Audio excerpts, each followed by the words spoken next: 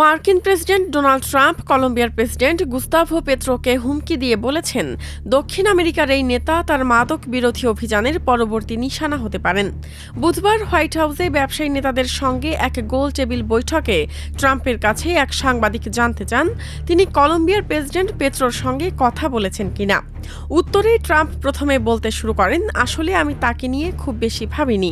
তিনি যুক্তরাষ্ট্রের প্রতি বেশ শত্রুভাবাপন্ন ছিলেন।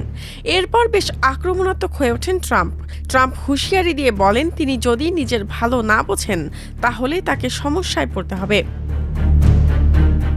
মার্কিন প্রেসিডেন্ট আরও বলেন, কলম্বিয়া কোকেন তৈরি করে সরাসরি যুক্তরাষ্ট্রে বিক্রি করে, সুতরাং তার ভালো হওয়া উচিত, নয়তো এরপর তার পালা।